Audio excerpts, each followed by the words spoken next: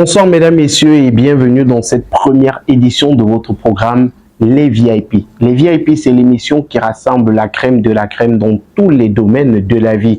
Et aujourd'hui, dans le cadre de cette émission, nous recevons un acteur, réalisateur, producteur qui depuis plusieurs décennies, 30 ans déjà, au Cameroun, produit de belles œuvres. Avec lui, on va parler de sa carrière, on va parler de ce qu'il produit, de ce qu'il propose et surtout de nombreux titres qu'il a glanés au Cameroun et partout en Afrique. Mesdames, messieurs, le VIP de cette journée s'appelle Jean de Dieu Tienebe Manolap.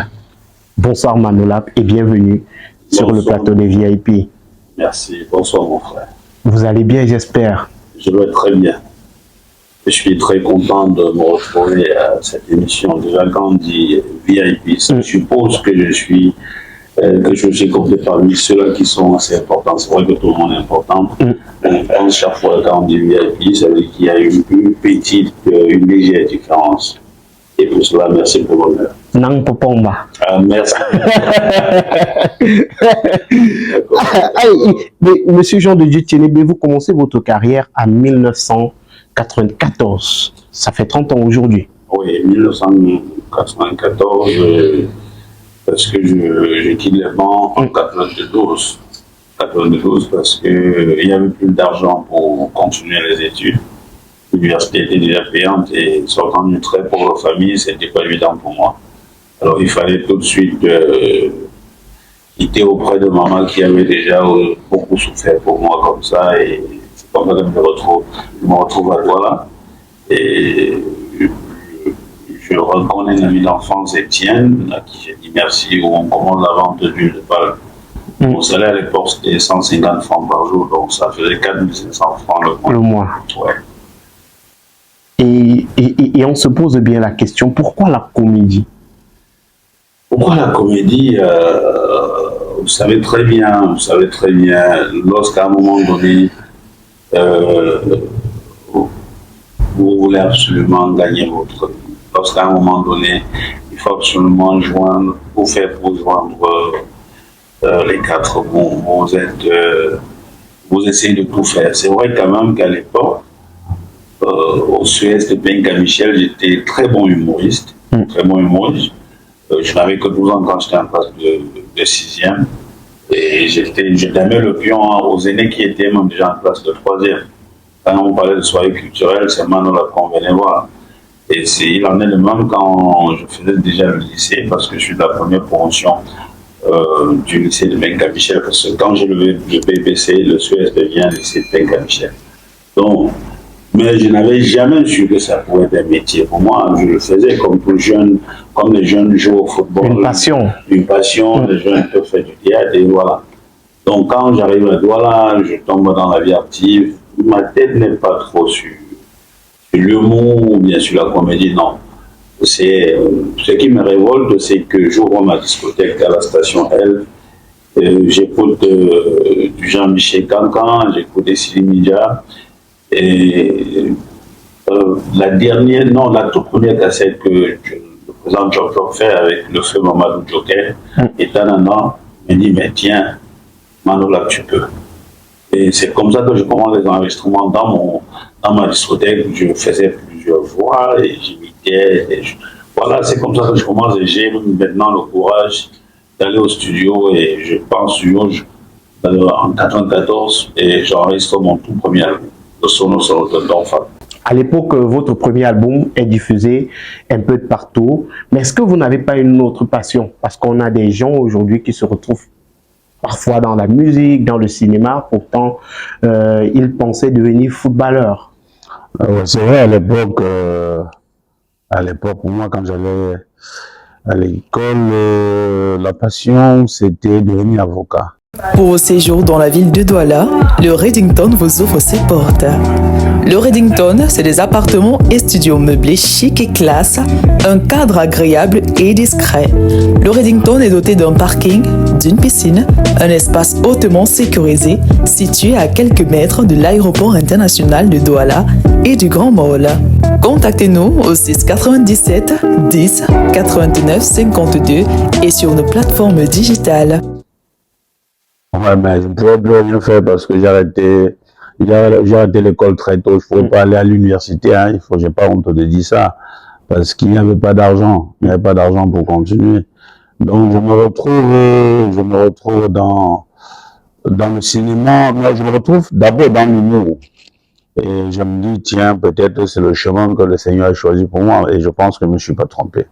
Et en 1995, vous avez présenté une émission satirique à la CATV. C'était quoi le concept de cette émission? Sucré, salé, pimenté. C'était une émission créée par le grand frère Jacques Lormeau, à qui je dis merci également parce que cette émission pour nous était une véritable école, c'est-à-dire qu'un vrai moment de formation. Parce que si vous regardez, les meilleurs sont pratiquement passés par là. Ouais, par l'émission Sucré, salé, pimenté. Je crois que c'était avec le feu Aristide, le feu Tananda et Ngontuma Jouissance. À mon époque, nous étions 4, mais c'est vrai qu'il y a le président Tchop qui était d'abord passé avant avec certains. Donc, meilleur moment de formation pour nous et tous ceux qui sortaient de là sortaient avec quelque chose d'assez fort. Il faut dire que vous avez été produit à une certaine époque par une maison de production française. Oui, avant la maison de production française, je fais d'abord de l'autoproduction. Tout ce que je faisais en audio, c'était l'autoproduction. Et c'est quand je sors L'argent facile, l'histoire de Mokwai, en audio.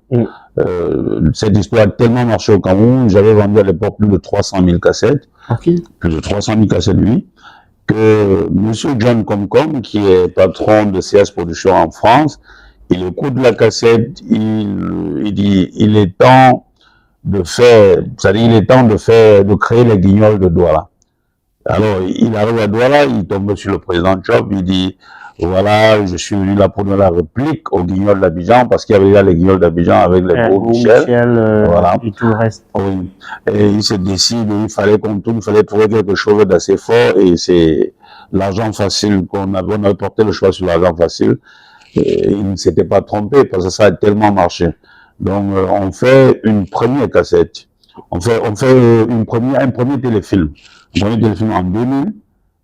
En 2001, on fait un deuxième. En 2002, on fait un deuxième. Et en 2003, on fait un troisième. On fait un troisième, oui. Et Moukouayen a super bien marché. C'était quoi la magie de Moukouayen? Est-ce que c'est parce qu'à cette époque-là, il y avait le Moukouayen qui chauffait vraiment au Cameroun? La sorcellerie, l'argent facile, les sectes. Moi, depuis la nuit des temps, il y a toujours eu la sorcellerie, les sectes et tout et tout. En fait, moi, je pense que je vais dire merci à Dieu parce que c'est pas ma force. Le Seigneur a tout simplement inspiré la personne que je suis et voilà. Et j'ai mis quelque chose où beaucoup de personnes se sont retrouvées et ça a sauvé aussi bon nombre de personnes. Parce qu'à l'époque, c'était facile quand un ami vous dit s'il te plaît, accompagne-moi à une réunion où vous l'accompagnez sans savoir où vous partez. Ouais. Peut-être vous êtes en train d'aller entrer dans un truc qui n'est pas bien et voilà. Donc, c'était une coïncidence et ça a touché les gens. Et beaucoup de gens se sont reconnus dans ce téléfilm-là. Des gens ont aimé au Cameroun et même au-delà des frontières. Il faut dire que c'est l'un de vos projets télévisés qui explose vraiment. À cette époque-là, comment on reçoit ce succès-là? Comment on l'embrasse? Est-ce que c'est avec de la surprise? Est-ce que c'est avec de la joie? Ou alors est-ce que c'est avec un peu de crainte pour la suite?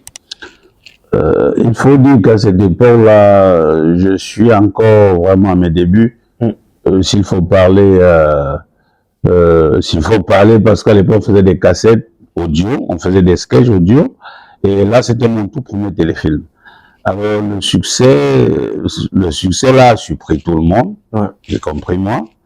C'est-à-dire que tous ceux qui ont joué dans ce téléfilm, y compris moi, parce que c'était quand même la première fois. Et il faut que je précise quand même que c'est ce téléfilm qui a fait de moi la personne que je suis, parce que c'est ça qui m'a révélé au grand public. Oui, et l'histoire était très, très originale. Comment on perçoit le succès? Nous, à l'époque, là, on a quand même un peu la grosse tête, hein, parce que on est superstar, on vient de faire quelque chose qui a touché le monde entier. Et chaque fois qu'on passe, il y a des gens, il y a l'attroupement, les gens s'alignent derrière nous, on se met à crier, on demande autographe alors qu'on voit ça plutôt chez les Blancs. Ouais. Donc c'est quand même surprenant. Mais sauf que, sortant de la souffrance, j'ai très vite, c'est un peu très vite passé. J'ai compris que non, maman me disait toujours, non, quand on met un chapeau, quand on a le chapeau sur la tête, on ne montre pas parce qu'en passant, les gens doivent toujours voir. Donc, on n'a pas besoin de montrer. Donc, voilà, la cause était très vite finie à l'époque. Un moment important de votre carrière, c'est votre passage à Canal 2 International où vous êtes recruté en 2002. C'était quoi votre rôle dans la chaîne? J'arrive à Canal 2 en 2002, je crois que c'était un peu bien avant. On me recrute comme responsable de fiction.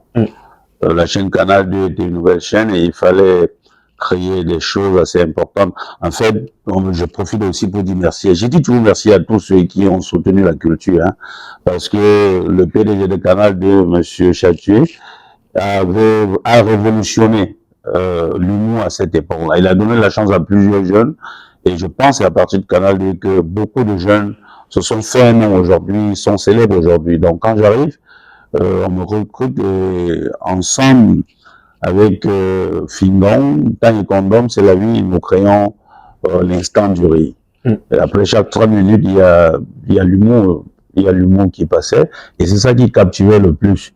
Et il faut dire quand même que j'ai occupé beaucoup de postes là-bas aussi. Après, responsable de fiction, j'étais responsable de production également. Voilà, donc j'ai travaillé beaucoup dans cette maison. C'est vrai, nous sommes toujours partenaires. Voilà, donc nous sommes. Vos séries, le Général Samba, et tout le reste toujours diffusé sur la chaîne. Oui, nous sommes partenaires. Nous restons partenaires, c'est un partenariat qui doit durer. Pour beaucoup, la comédie a également énormément contribué au succès que Canal 2 International a aujourd'hui. Est-ce que vous êtes de cet avis-là?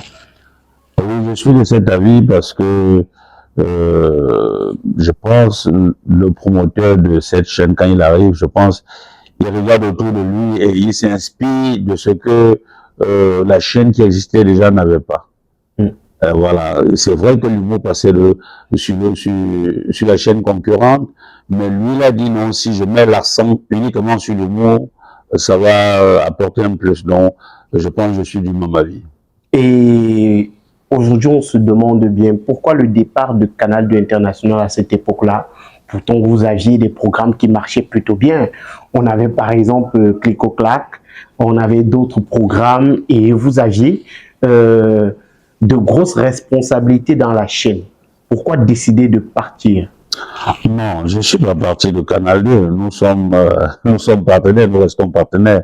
Sauf qu'à un moment donné, je crois que quand on donne naissance à un enfant, l'enfant doit grandir et n'est pas obligé de rester avec les parents, mais a l'obligation de collaborer avec le parent ou bien avec les parents.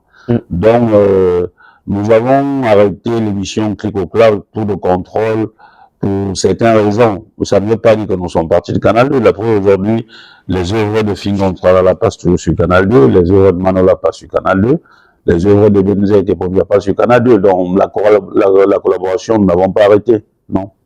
Donc, vous continuez à travailler avec Canal 2 International. Nous travaillons avec tout le monde. Ouais. Mais il faut préciser que c'est la maison mère. Voilà. Et dans votre filmographie, il y a beaucoup d'éléments, que ce soit en termes de séries, que ce soit en termes de films. D'après vous, quelle est votre série la plus aboutie? La série sur laquelle vous avez travaillé et que le résultat vous a donné satisfaction, vous a véritablement donné satisfaction?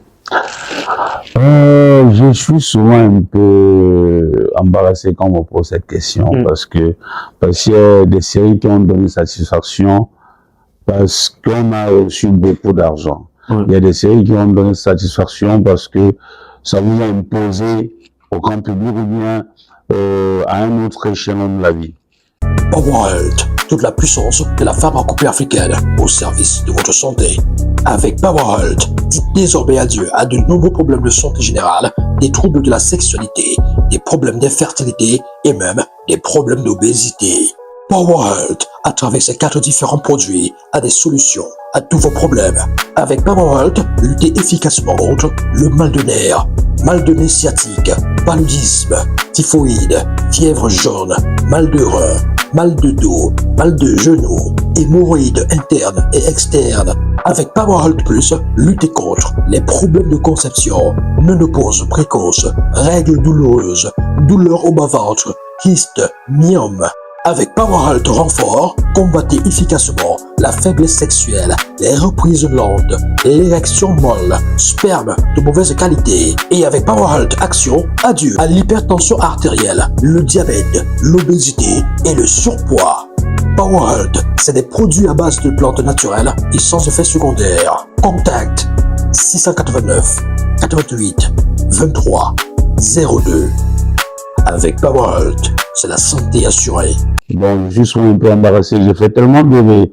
je dis souvent, je suis très content parce que parfois je me retrouve avec 10 personnes où celui-ci dit non, j'ai été trop marqué par le procès, il a dit non, j'ai été trop marqué par mon poids, et l'autre dit c'est Samba le général, c'est l'école en fumée, c'est la guerre des biens. Non, franchement, c'est une question qui m'embarrasse, je ne saurais comment répondre. Mais vous, personnellement, vous avez certainement un choix. Quand on demande à un artiste, c'est quoi la chanson qui te parle le plus parmi tous les titres que tu as chantés, il y a quand même un truc là qui... C'est pour ces raisons... On écoute toujours... C'est pour cette raison que je dis c'est une question à plusieurs volets. Ouais, si on pose la question, l'œuvre qui a rapporté beaucoup d'argent, j'allais parler d'amour et tradition. Si on dit l'œuvre qui vous a imposé à un autre échelon de la vie, qui a permis aux autorités, à beaucoup de personnes d'avoir de la considération pour vous, parce qu'il y a plusieurs types de considération. Il y a plusieurs types de considération. Il y a des humoristes qui peuvent vous faire rire à longueur de journée sans passer un message. Ils ont un autre type de considération. Il y a des humoristes qui font des textes à thème. Ils ont une autre... Ça, ils ont une autre considération. Donc, s'il faut parler d'œuvre qui m'a rapporté le cap, les sous, il s'agit d'argent facile. Mais s'il s'agit de l'œuvre qui m'a mis au niveau et qui a permis à beaucoup de grandes personnalités de me respecter, de respecter la petite personne que je suis, je parlerai du procès et de Samba le général. Et aujourd'hui, puisqu'on parle de ces films-là, on parle de ces séries, est-ce que le cinéma au Cameroun rapporte vraiment, Monsieur Tinébé? Est-ce que le cinéma au Cameroun rapporte? Ou bien est-ce que le cinéma au Cameroun nourrit son nom? Non, je dirais non. Je dirais non, parce que si vous êtes 1000 cinéastes et qu'il y a 3 ou 4 qui s'en sortent, c'est que le métier ne nourrit pas son nom. Et si les 4 personnes dans leur équipe n'ont pas d'autres semblables comme en ce qui concerne, je veux dire, l'opulence, le bien-être, c'est que le cinéma ne nourrit pas son nom. En fait, ça, c'est ce que je veux dire. Et le problème, c'est est-ce que ce sont des producteurs? Parce qu'on a des acteurs qui se plaignent en longueur de journée de ne pas être payés par les producteurs. Est-ce que c'est la politique culturelle au Cameroun qui n'est pas bonne? Est-ce que c'est les sponsors qui ne mettent pas suffisamment d'argent? Le problème, c'est quoi? Le problème du cinéma aujourd'hui? J'ai souvent un problème, comme dit qu'un acteur. Je suis acteur à la base. Et je joue dans les films des autres. Lorsqu'on accepte d'aller jouer quelque part, c'est parce qu'il y a eu un contrat, c'est parce qu'il y a eu un accord. On ne peut pas accepter qu'il y a eu un accord et on passe tout le temps à se plaindre qu'ils ne sont pas payés. Si on n'est pas payé, on refuse de jouer. Quand je dis que le cinéma ne nourrit pas son nom, ça ne veut pas dire qu'ils ne sont pas payés. Si vous acceptez de jouer pour 100 francs ou bien pour 200 ou pour 1000 francs, c'est que vous avez accepté. C'est que ça vous a arrangé. Vous êtes d'accord avec moi, non? Ouais. Donc, tout le monde, tous ceux qui se plaignent, ce sont des gens qui ont accepté les contrats qui leur ont été proposés. Bien sûr. La preuve, s'ils n'ont pas accepté le contrat, ça veut tout simplement, ils sont en train de rabaisser ce qu'ils font. Ils sont en train de rabaisser. Est-ce qu'ils ont un problème psychologique quand ils signent des contrats? Non, c'est un accord entre 2 personnes, non? Voilà. Et ils les signent parfois librement, parfois ils sont accompagnés d'autres personnes. Mais est-ce que ce n'est pas par que faire que ces acteurs-là se retrouvent en train de signer des contrats qui, d'après eux, ne les honorent pas? Parce que peut-être il n'y a pas suffisamment de production. On a agent de Dieu Tinébé qui nous a appelés, il nous propose quelque chose et on n'aura certainement pas mieux ailleurs, même si ce n'est pas ce qu'on attendait de notre métier. Ce que je veux dire, c'est que si on veut se faire respecter, il faut être en mesure de supporter la famille.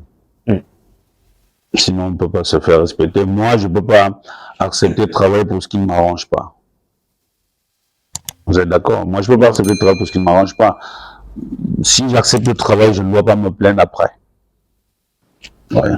Vous avez eu plusieurs distinctions, que ce soit sur le plan personnel ou alors avec les différentes réalisations que vous avez déjà fait. Tout récemment encore, c'était au Balafon Seven Award où vous avez été décoré, vous avez eu la plus grosse nomination de cette cérémonie-là. Qu'est-ce que ça vous fait quand aujourd'hui votre travail est récompensé, est reconnu parfois par vos pairs?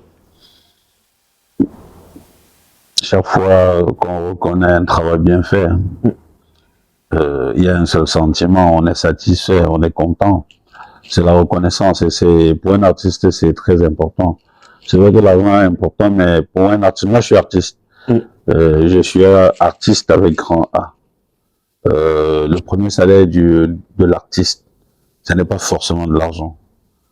C'est pas forcément de l'argent. Est-ce que son travail est reconnu? Si son travail est reconnu, oui, il doit d'abord être satisfait. Parce que je pense que la télévision, les médias devaient plutôt servir de canevas pour des célébrités, pour des sommités, et on peut gagner l'argent d'une autre façon. C'est-à-dire que vous avez travaillé dans le cinéma, vous vous êtes fait un nom à partir de ce nom, vous pouvez gagner d'autres choses à côté. Donc, en dehors du cinéma, pourquoi pas avoir des opportunités que votre nom vous donneront? C'est ce que je suis en train de dire. Ouais. Et aujourd'hui, on a plusieurs cérémonies de récompense au Cameroun. L'une des plus anciennes, c'est les Canals d'Or. Les Canals d'Or qui, depuis plusieurs décennies déjà, récompensent les meilleurs acteurs culturels, acteurs et tout récemment encore les web comédiens. Mais pour certains, les Canals d'Or ces dernières années ont un peu perdu de leur valeur. Vous, quel est votre avis sur la question? Quel est mon avis sur la question? Je pense qu'il est très facile de critiquer. Et au Cameroun, on a l'art de beaucoup critiquer. Au Cameroun, on a l'art de critiquer, même tout simplement parce qu'on veut être jaloux. Et je dirais même que beaucoup qui critiquent sont des personnes foncièrement jalouses. C'est pour ces raisons que le seul travail, c'est de critiquer. Qu'est-ce que je pense des Canals d'Or?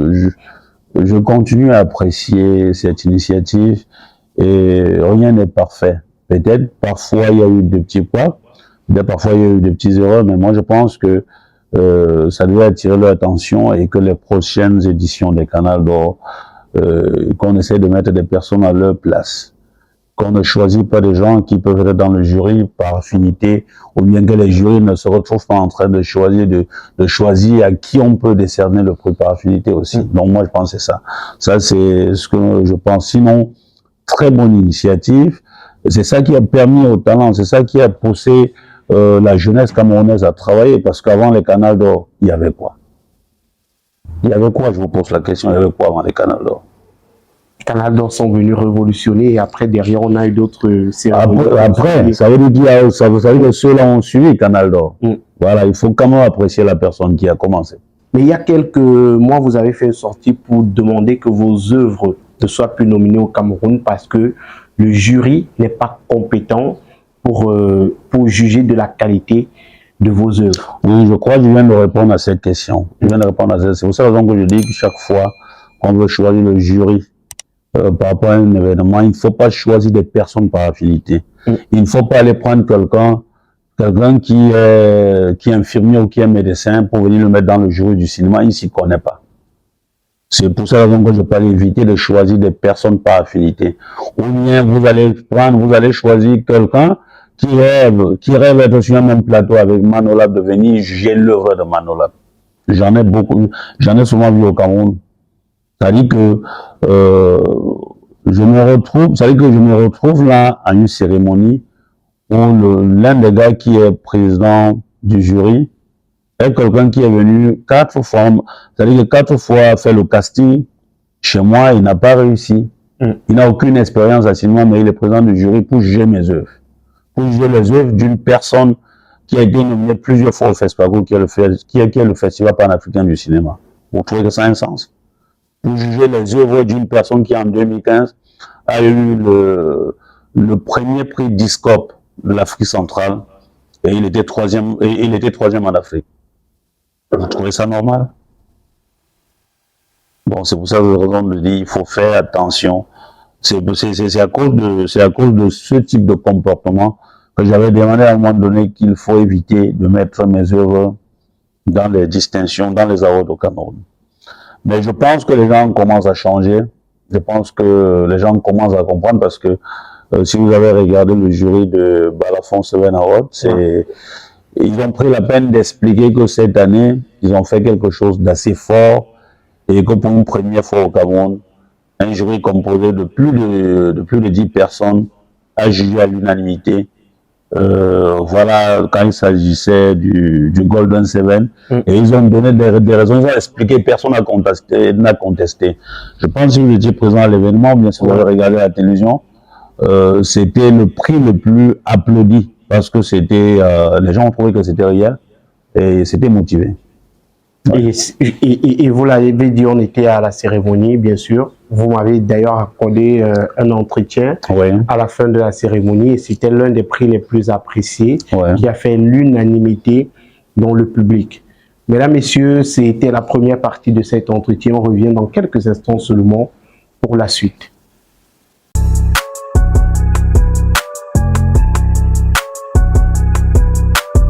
Deuxième partie de cet entretien avec l'acteur, cinéaste, réalisateur, producteur Jean de Dieu Tienebe, alias Manolap. On parle de lui, on parle de sa carrière. 30 ans de carrière célébrée il y a quelques semaines seulement dans plusieurs salles de cinéma au Cameroun. Et il nous édifie sur le cinéma. 30 années, c'est 3 décennies, ce sont de longues années de pratique, c'est surtout de l'expérience accumulée dans le parcours. 30 ans de carrière, Monsieur Manolap. Qu'est-ce qu'on retient de ces 30 années? Si on vous demandait de définir, de dire en quelques mots ce que vous avez retenu de vos 30 années de carrière, ce serait quoi? Le travail acharné, l'humilité. L'humilité parce que si on veut avancer, il faut d'abord être humble. Si on veut avancer, on ne peut pas avancer dans la paresse, il faut travailler. Et je pense que c'est pour ces raisons qu'en 30 années de carrière, j'ai décidé de célébrer plutôt dans une salle de cinéma. J'aurais dû faire autrement, comme je vois beaucoup de collègues faire. J'aurais dû aller dans une boîte de nuit, ou bien prendre une salle, faire le plus grand gâteau, inviter des personnes manger, inviter des amis artistes à venir prester. Mais en 30 années, moi, je pense que j'ai plutôt fait un long métrage culte, où chaque fois je disais même aux jeunes que pour venir à ma cérémonie, pour venir célébrer mes 30 ans de carrière, il faudrait avoir des formats ou bien un registre avec un bic pour prendre des notes. Ouais. Parce que pour ceux qui ont eu la chance d'assister à la cérémonie, d'assister à mes 30 ans de carrière, ils sont rentrés satisfaits. Quand ils ont vu Kalamba, ils se sont posé la question, est-ce que c'est un Camerounais qui a fait ce film? Est-ce que ce sont les Camerounais qui ont joué dans ce film? La question était oui. Mais parce qu'on avait mis le niveau du cinéma très haut. En 30 années de carrière, il faut inviter des gens pas pour venir manger seulement du gâteau, mais pour venir, pour montrer aux jeunes d'où on est parti. On est parti de la rue en faisant des petits sketchs, mais on se retrouve en train de faire des films où, lorsqu'on regarde, on n'en vit pas les Américains. Et ces 30 années de carrière, c'est beaucoup pour certains. On en a qui n'ont pas eu la chance de réaliser ce que vous avez réalisé. Mais dans votre parcours, Monsieur Tienebe, quelles sont les plus grosses difficultés que vous avez rencontrées? Avant de parler des difficultés, je précise à tous ceux qui nous regardent qu'il s'agit de 30 années. De 30 années. J'ai passé 30 années à faire du cinéma et non 30 années dans le cinéma. Dans le cinéma. Voilà, ça c'est la 30 années non-stop. Non-stop. Voilà. La question était quoi encore? Les plus grosses difficultés que vous avez rencontrées? La plus grosse difficulté, c'est de l'argent pour produire. Parce que beaucoup de sociétés ne croyaient pas en notre culture. C'est vrai qu'il y a quelques-unes qui commencent à s'intéresser aujourd'hui, mais avant, ce n'était pas le cas. Avant, on ne respectait pas le gars qui fait l'humour, le gars qui fait la comédie. Parfois, tu parles de cinéma, on te pose la question, est-ce qu'on fait le cinéma au Cameroun? Les gens disent, mais on fait des sketchs, est-ce qu'on fait le cinéma au Cameroun? Donc, je pense que les sociétés commencent à comprendre, le public commence à comprendre, le public commence même à faire la différence entre une série télévisée et le long métrage, c'est-à-dire un vrai long métrage et le cinéma. Le public commence à faire la différence entre ceux qui font de la vidéo et ceux qui font du cinéma. Mais aujourd'hui, quand même, on remarque que le cinéma camerounais touche un certain niveau en termes de réalisation. Est-ce qu'aujourd'hui, le Cameroun peut rivaliser avec les grandes nations africaines du cinéma? Par exemple, le Nigeria, l'Afrique du Sud ou même le Burkina Faso? Chers internautes, avant de continuer, marquons un arrêt pour parler de la marque de chaussures, de bombers et de sacs Intenswear. Intenswear, c'est une marque qui vous propose des articles de très bonne qualité. Vous en avez pour toutes les pointures, pour toutes les tailles. N'hésitez surtout pas à contacter Intenswear. Vous avez par exemple ce sac qui est fait à base de dents et de peau de panthère. Pour toutes les personnes qui aimeraient avoir un sac confectionné de cette façon ou un autre modèle de sac, n'hésitez surtout pas à contacter Intenswear. Et je vous le disais, ce sont des articles de très bonne qualité. Juste ici à l'écran, vous avez également les différents autres modèles que vous propose Intenswear. Le numéro de téléphone, c'est plus 237 694 46 70 29 par appel ou par WhatsApp. N'hésitez surtout pas à faire confiance à Intenswear, la marque de qualité. Le Cameroun a beaucoup de talent. Il y a beaucoup d'acteurs ici. Nous avons un seul problème. Est-ce que les pouvoirs publics croient à notre cinéma? Je pense que la réponse est non. Si la réponse était oui, le cinéma devait être ici. Le cinéma devait être respecté ici comme au Nigeria. Le cinéma devait être respecté ici comme en Afrique du Sud ou bien en Côte d'Ivoire.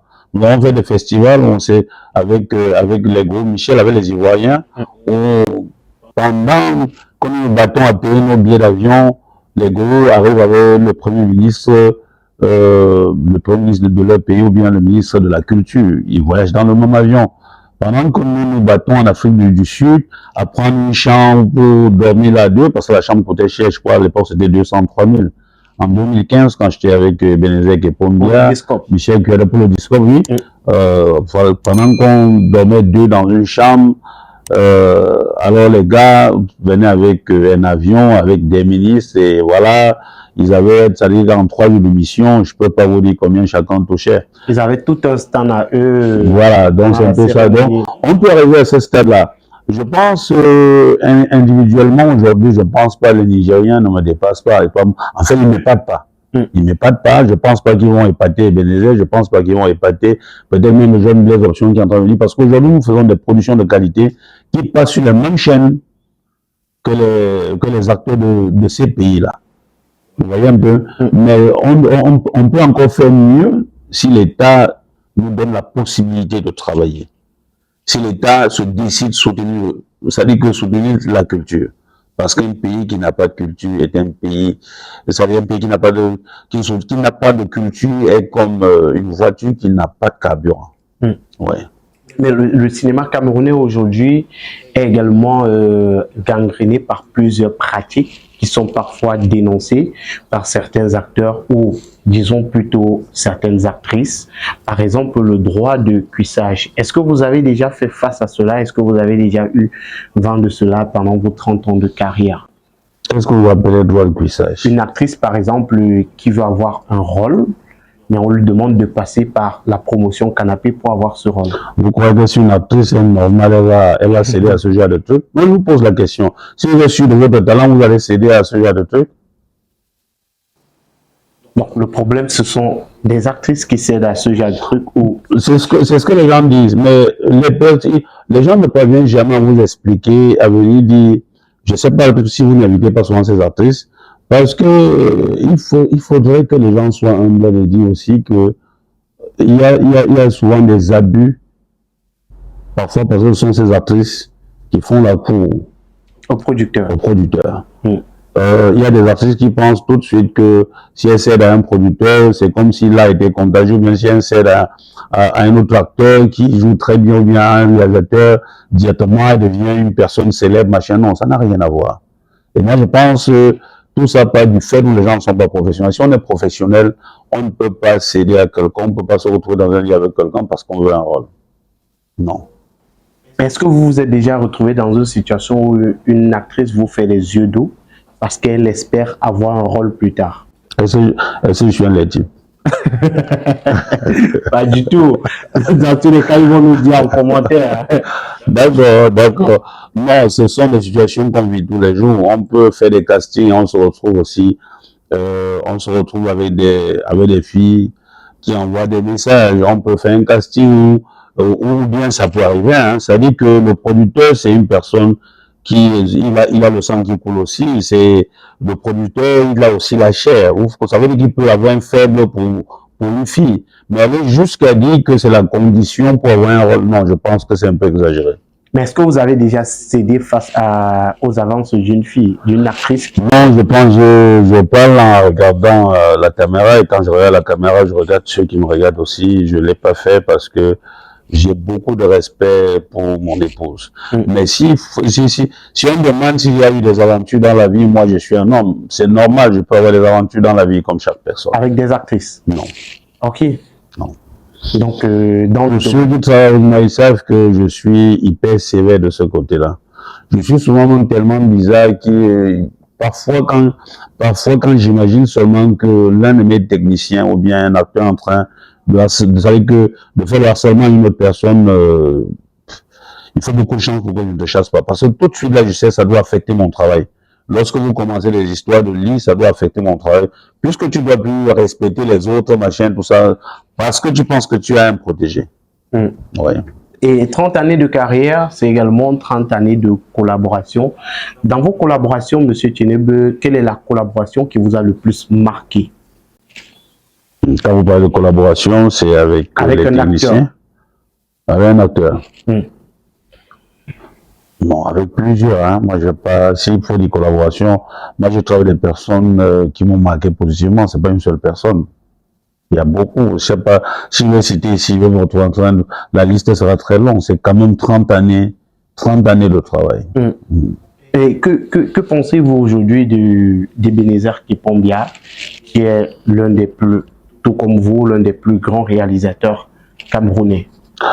Qu'est-ce que je pense de lui? Travailleur. Travailleur, quelqu'un, il était, c'est quelqu'un qui est téméraire aussi. C'est une personne très décisive en ce qui concerne le travail. On s'appelle affectueusement frère jumeau, parce qu'on a la même façon de regarder la vie en ce qui concerne le cinéma. Donc, on a de bonnes relations. Et on vous voit à presque toutes les cérémonies, vous êtes toujours assis côte à côte. On est assis côte à côte parce qu'on a compris la vie. On a dépassé le stade où, vous savez, hein, lorsque vous travaillez à un moment donné, c'est ceux qui sont autour de vous qui cherchent parfois à vous créer des problèmes. Ils passent le temps même parfois à dire, ok, tel dépasse l'autre, tel dépasse l'autre. Non, pourtant, chaque personne est forte. Parce que ce qui est Ebenezer a dans la tête, Manolab n'a pas. Parce que Manolab, ça veut dire qu'on se complète. Ça veut dire qu'on se complète. C'est pour cette raison d'ailleurs que nous sommes en train de vouloir mettre sur pied un projet d'ici 1 an ou 2 ans, s'il plaît à Dieu. On va faire une production, les deux maisons vont faire une production. Et vous, avec votre regard de producteur, avec votre expérience, quel pourrait être, je veux dire quoi, l'ingrédient qui aura contribué à la réussite d'Ebenezer Kipombia? Vous, en regardant son parcours, en regardant comment il a évolué dans le cinéma, quel pourrait être l'élément qui a déclenché vraiment sa réussite? Non, le travail, c'est quelqu'un qui ne se décourage pas. C'est moi, je dirais que c'est le même chemin parce que il a suivi le même chemin que moi. Ça veut dire au départ, il commence, que ça paye ou pas, il reste, il supporte. Hein? Ce qu'on dit, c'est quelqu'un de téméraire. J'ai commencé à travailler en 94, mais je peux vous dire que je vends ma toute première série plutôt en 2014. Ça fait combien d'années? 20 ans. C'est après 20 ans que je commence à toucher 100 francs du cinéma. Vous ne voyez pas que j'ai trop supporté. Il y a des gens qui ne peuvent pas faire une activité pendant 3-4 mois, ça ne donne pas, ils abandonnent. La preuve, c'est que beaucoup qui ont commencé ce métier avec nous, beaucoup sont au quartier, ils ont lâché. Voilà.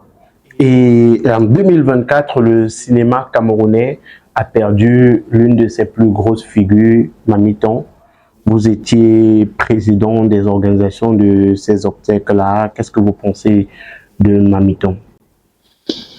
Bon, j'aime pas trop, ça fait quand même chaud au cœur lorsqu'on parle d'une personne qui était chère et qui est partie dans, qu'est-ce que je pense? Mamiton était une personne chère et il serait difficile d'avoir une autre Mamiton dans le cinéma. Elle était unique. Et Mamiton, comme son nom l'indique, elle était vraiment une mamie. Elle était toujours là pour conseiller. Elle était toujours là pour dire, s'il te plaît, je pense si on pouvait faire ça. Donc, j'aime pas trop parler d'elle en fait. J'aime pas, parce que c'est une grosse perte pour le cinéma camerounais. Et vous avez également énormément collaboré dans votre carrière avec Dovi Kendo. Ouais. C'est quoi vos rapports aujourd'hui avec Dovi? On a de très bons rapports. C'est vrai qu'il y a eu, on a été en froid pour un petit temps, mais bon, ça n'a pas duré.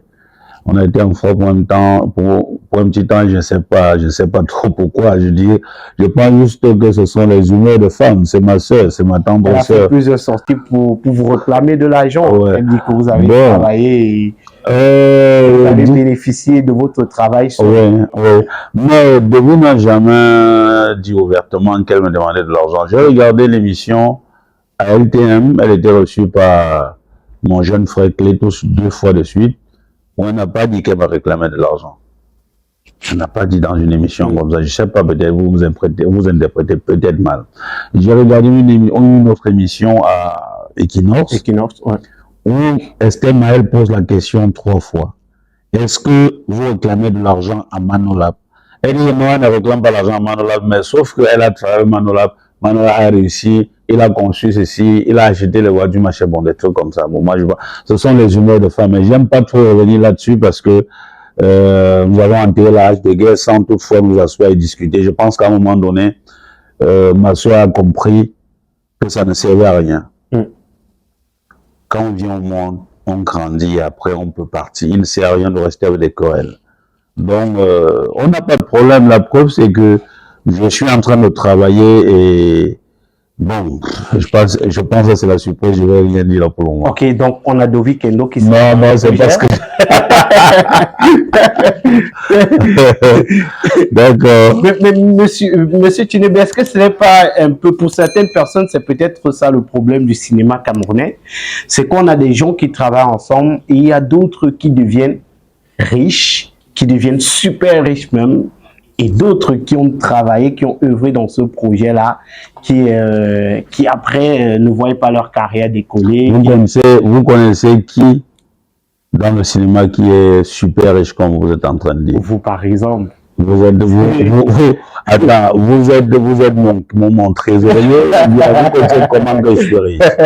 Moi, dites-moi, est-ce que la richesse, on le dit comme ça, bon, la richesse peut être dans la tête, moi je suis riche d'esprit.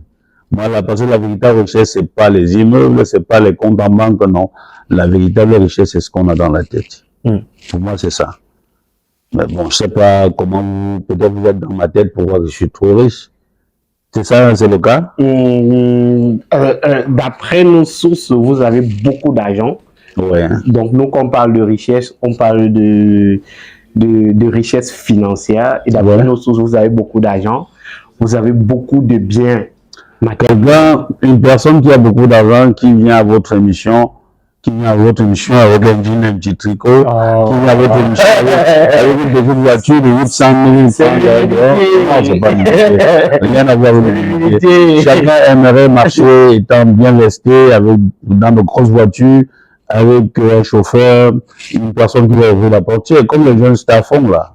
Hein? Vous ne voyez pas nos jeunes frères là qui sont nantis, quand ils sont nantis, ça se voit. Il y a des signes visibles de la richesse. Oui. Donc, vous n'êtes pas riche. Non, je suis pas riche. Riche dans la tête, oui. Mais aujourd'hui, Monsieur Tchénébé, il y a également un gros conflit entre influenceurs et acteurs de cinéma. On se pose la question aujourd'hui de savoir qui est influenceur, qui est acteur de cinéma. Est-ce que les acteurs de cinéma sont-ils des influenceurs? La place de l'acteur de cinéma aujourd'hui, c'est laquelle? Vous, dans cette bataille-là, quelle est votre analyse? Avant de continuer, chers internautes, marquons un petit arrêt pour parler de ce kit médical. C'est un kit qui va révolutionner votre quotidien. À travers ce kit médical, vous avez la possibilité de prendre vos différents paramètres de chez vous, dans votre chambre, dans votre salon, sans vous déplacer. Le kit est constitué d'une balance pour permettre de prendre votre poids. Vous avez un glucomètre qui permet de prendre votre taux de glycémie et un tensiomètre qui vous permet de prendre votre tension à la maison. Procurez-vous ce kit à 16 000 francs CFA seulement et ayez vos différents paramètres au bout du doigt. Le numéro de téléphone pour vous arracher ce kit médical est présent au bas du petit écran. Contactez dès maintenant. Quand j'ai fait des 30 ans de carrière, j'ai vu tout le monde recoupé autour de moi. J'ai vu tous ceux qui font dans ce métier être autour de moi. J'ai vu tout le monde. Je n'ai pas encore vu 2 ans ou 3 ans de carrière d'un influenceur. Donc, pour moi, faire la confusion entre acteur de cinéma et influenceur, c'est une très grosse erreur. Aujourd'hui, vous pouvez prendre votre téléphone, vous commencez le matin à 6 heures à parler du sexe, à parler de ci, des trucs qui n'ont pas de sens. Il y a des gens, je ne sais pas si c'est l'oisiveté qui fait qu'on suive des gens. En fait, vous avez beaucoup de vues, on commence à vous appeler influenceur. Et le lendemain, tout de suite là, on commence à vous comparer c'est-à-dire aux personnes qui travaillent depuis longtemps dans le cinéma. Non. Je pense que cette confusion est terminée parce que tous les jeunes qui ont commencé par ce que j'appelais influenceurs aujourd'hui veulent faire du cinéma. Je suis contacté tous les jours par ces jeunes qui disent que grand pardon, on veut, est-ce qu'on peut avoir un rôle, est-ce qu'on peut. Voilà, je ne veux pas citer les noms ici. Mais je pense qu'ils comprendront. Nos histoires d'amour, c'est votre dernier projet. C'est d'ailleurs par ça qu'on va conclure cette partie de l'entretien. C'est quoi nos histoires d'amour, Monsieur Tchénébé? Nos histoires d'amour, parce que beaucoup disent que Manola ne fait que des séries engagées. Ouais, c'est vrai. Et quand je regarde là, mes différentes séries, le procès, l'école en fumée, le roi député, Samba le général, première saison, deuxième, troisième, voilà, j'ai fait beaucoup de séries engagées parce que je dis à un moment donné, l'amour est le sujet le plus simple dont tout le monde peut parler. Donc, c'est pour ça que j'avais choisi un autre couloir. C'est-à-dire que parler des thèmes où les gens ne parviennent pas à parler, soit peut-être parfois par peur, alors qu'il n'y a pas de peur. Je pense pas que c'était un sujet qui parle de la corruption, c'était un sujet qui parle du droit, qui doit prendre le droit à nos frères. Je pense pas que c'est une mauvaise chose. Alors, j'ai dit, bon, cette fois-ci, je vais faire une série qui doit traiter les problèmes d'amour, mais pas traiter les problèmes d'amour comme les gens ont souvent vu. Okay. Peut-être que je vais traiter les mêmes problèmes d'amour, mais en choisissant un angle précis. Voilà. Donc, on a choisi 25 thèmes de 10 épisodes, donc on a une série de 250 épisodes. Nous avons commencé le tournage le 3 janvier, on a pour 8 mois. Donc 8 mois de tournage. 8 mois de tournage. On va enrôler en moyenne 600 acteurs. Ouais. Et parmi les acteurs là, les principaux seront qui? Il y a beaucoup. Les principaux ne sont pas forcément des célébrités, hein. Okay. Parce qu'il faut pas oublier le fait où il y a beaucoup de personnes qui sont talentueuses, mais qui n'ont jamais eu la chance de jouer dans de bons projets. Donc on donne la chance également à ces gens-là. Mais c'est vrai quand même qu'il y a des têtes bien connues qui ont commencé, hein, à l'instar de Cynthia Elisabeth Godon, à l'instar de Rachel Concho également. S'il plaît à Dieu, nous allons commencer la 3e histoire la semaine prochaine avec ma fille, celle que j'appelle ma fille, affectueusement ma fille, Marcel Popi, qui doit jouer dans la 3e affaire, dans l'histoire du sénateur. Et dans les prochains jours, nous aurons Emidani Basson, qui doit jouer. Donc, bref, tous ceux que vous connaissez doivent jouer là. Mais c'est pas forcément ces personnes-là, c'est pas forcément ces personnes connues qui jouent le rôle principal. Ils viennent en tant que guest. Ok. Ouais. Donc, sur la chaîne YouTube l'exclusivité, c'est sur la chaîne YouTube Manolab officiel. Voilà. Ouais. Merci Manolab de nous avoir accordé cet entretien. On continue juste derrière avec la suite. Merci.